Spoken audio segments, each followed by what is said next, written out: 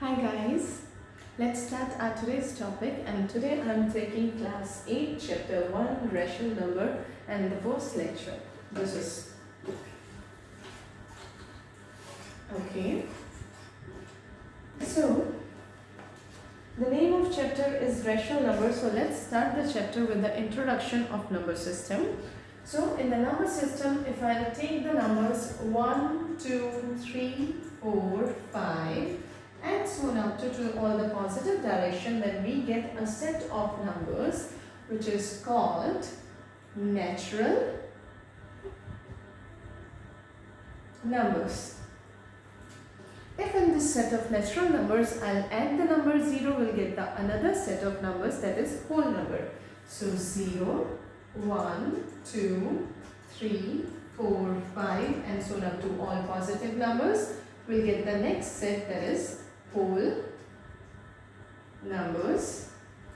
Next, in the set of whole numbers, if I'll start adding all negative numbers, then we'll get the new set, that is set of integers. So I'll take -4, -3, -2, -1, 0, 1, 2, 3 and so on up to. So we'll get the new set which is integers.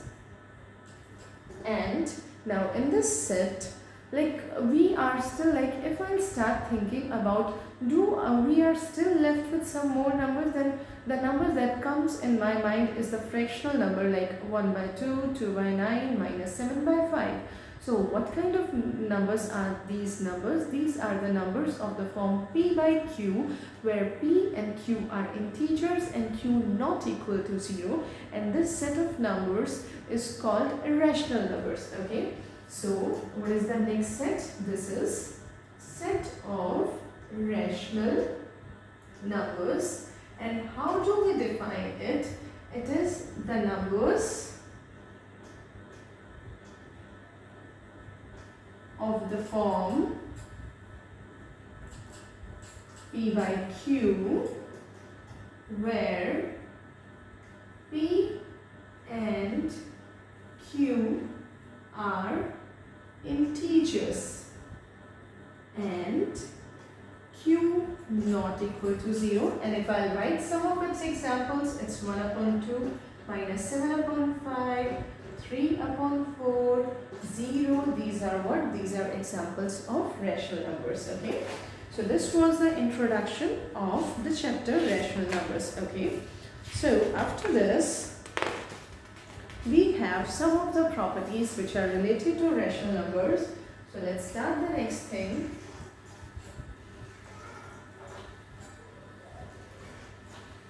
It's properties of rational numbers. And the first property is closure. And to describe the closure property, we can consider our first set, that is the set of natural numbers. Okay, now what do we mean by this closure property? We know that we have 4 operations, that is addition, subtraction, multiplication and division.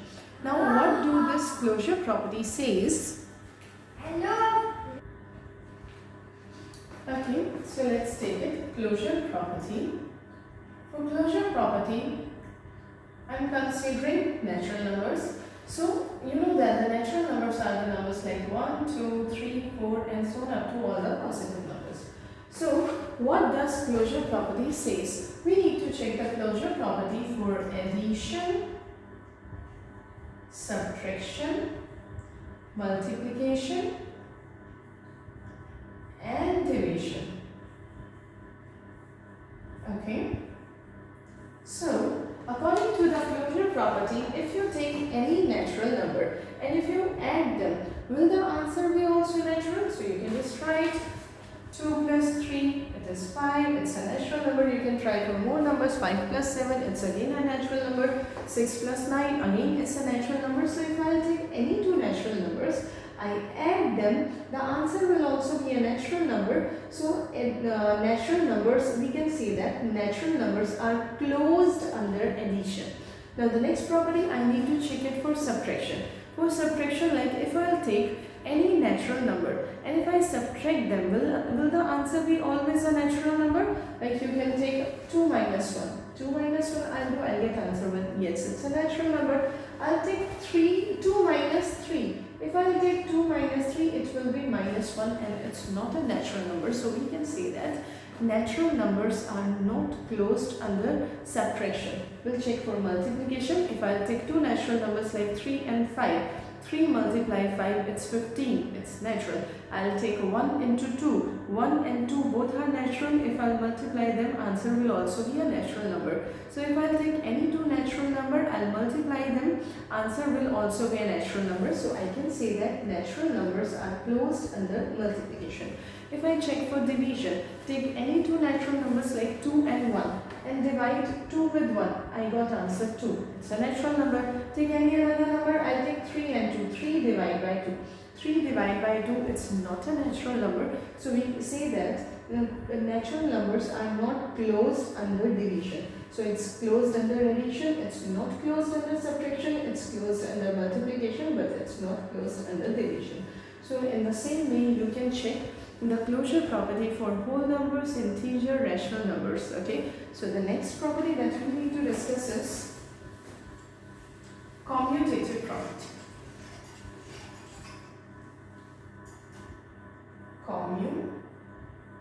Commutative property. Now you can discuss any property for any set of numbers. You can take whole numbers, integers, rational numbers. So let's discuss it for whole numbers. Okay. So now firstly, what do we mean by commutative property? For this also we'll take all the four cases, that is addition,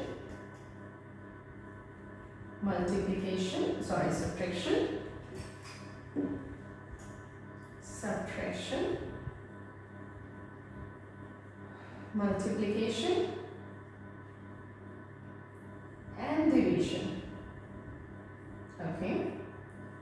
So what commutative property says? For addition, it says if I add a plus b, will it also be equal to b plus a? It means the order of addition. Does it make any difference? If I'll add, like just take some numbers, some whole numbers. If I add 1 and 2, will it be equal to 2 plus 1? Yes. For both cases, the answer will be 3. So if you check this property for any whole number, if you add two numbers in any manner, whichever number you keep at first position or second position, it doesn't make any difference. The answer will always be same. So a plus b is equal to b plus a for whole numbers. Now check it for subtraction. Subtraction means I need to check a minus b. Will it be equal to b minus a? So just take any numbers. I'll take again 1 and 2. 1 minus 2. Will it be equal to 2 minus 1? No. It's not equal. So I'll say that the whole numbers are not commutative under subtraction. I'll check for multiplication. For multiplication, you need to check a into b. Will it be equal to b into a? Now again, let's take any whole numbers. I'll take 5 and 3. So 3 multiply 5. Will it be equal to 5 multiply 3? Yes. In both the cases, answer will be 15. If you check for any other whole numbers also, in that case also answer will be same. Now check it for division. It means I need to check a divided by b. Will it be equal to b divided by a? Take any numbers. You can take 7 and 2. 7 divided by 2. Will it be equal to 2 divided by 7? No, it won't be equal to. So it means the whole numbers are not commutative for division. So in the same manner, you can check it for natural numbers. You can check the commutative property for integers and for whole numbers also. Okay. So, but it is clear to you what do we mean by commutative property? In commutative property, like which thing is at the first position and which thing is at the second position. It's only the order of like place changes. A plus b, will it be equal to b plus a? Like this. Okay. Next is associative property. Associative property. Again, we can discuss this property for whole numbers, for natural numbers, for integers, or for rational number. What does it says? For addition, you can take for this, you can take any integers. Okay. Addition, subtraction, multiplication,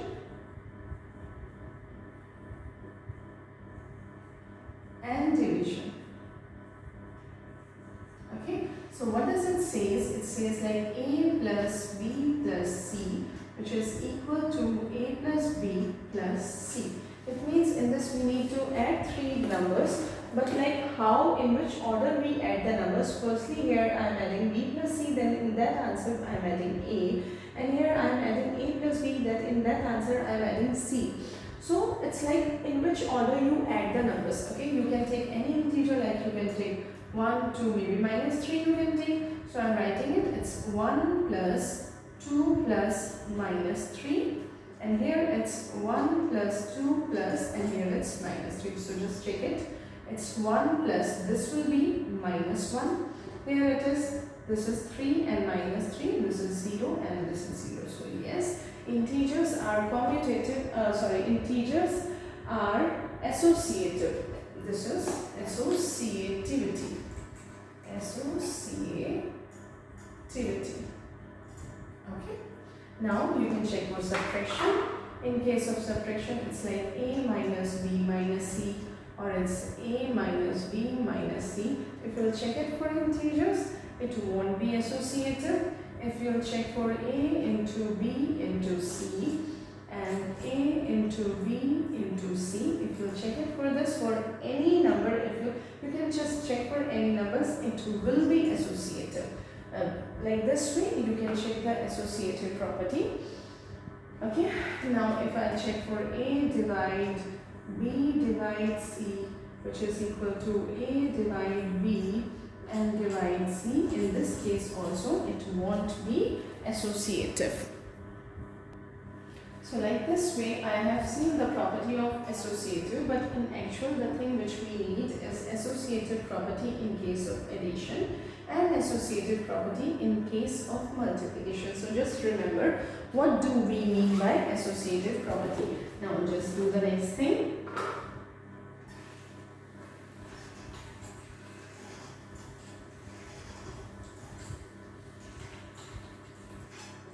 Next is role of 0.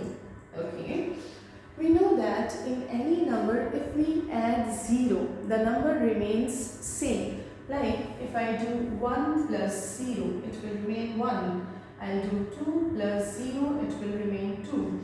3 plus 0, it remains 3. So this number 0 is called additive identity. Why its name is now additive identity. With addition I means the plus sign, and identity, you know that identical things means two things if they are same. So what does it depict? It depicts that if you take any number, in that number what should I add so that it will remain identical. So that's why 0 is called additive identity, because in any number if you add 0, the number remains identical, it means it remains same. So 0 is what? 0 is called additive identity. Okay. After that it's what? It's a role of 1. Now what is the role of 1? You know that in any number if you multiply any number with 1, the number remains same. Like 2 into 1 it will be 2, 5 into 1 it will be 5, 6 into 1 it will be 6. So this number 1 is what? It is called multiplicative identity. Okay, this number is what? This number is called multiplicative identity. Again, by its name it's clear. Multiplicative means I am doing multiplication. Identity means in multiplication which number you take, so that the number by which I am multiplying, if I am multiplying any number with what thing, so that the number will remain same, will remain identical. So that number is 1. So 1 is what? 1 is called multiplicative identity of any number. Got it? After that we have additive inverse. Now, what do we mean by additive inverse? By additive inverse, we mean that if we take any number, in that number, what should I add so that answer is what? Answer is my additive identity. This is what I am taking. This is my additive identity. So, any number, if I take anything, in that anything, what should I add so that I will get the answer as 0, which is my additive identity. So if you take any number, in that number, if you add, it's negative. Like in A, if I add minus A and A will get cancelled each other and it will become 0. Like you can take the example, if you have 1, in 1 what should you add so that get 0? In 2, what should you add to get 0? Minus 3, what should you add to get 0? So in 1, if I will add minus 1, I'll get 0. In 2, I'll add minus 2 to get 0. And in minus 3, I'll add 3 to get 0. So if I'll ask you, what do we mean by additive inverse? Additive inverse is negative of a number. By additive inverse, we mean that additive inverse is what? It's negative of a number. After that, we have multiplicative inverse. Now, what do we mean by multiplicative inverse? If I take any number, and this number I should multiply with which thing to get 1. Now here 1 is what? 1 is my multiplicative identity. So if any number is there, that number should be multiplied with what thing to get answer as 1. So multiplicative, that is called multiplicative inverse, and that is what? That is the reciprocal of this number. If I have A, I'll multiply it with 1 upon A. What will I get? A and A will get cancelled and I'll get answer as 1. So for any number, reciprocal of that number is called multiplicative inverse. You can take example 2. It is multiplied with what to get 1.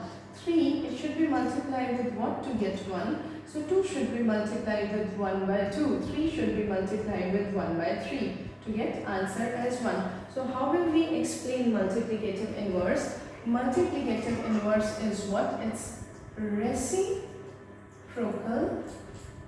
of a number is called multiplicative inverse. So now this is the end of lecture 1, and in this lecture which things we discussed? We discussed about the properties of all the numbers, like we discussed about closure property, we discussed about commutativity, and we discussed about associativity.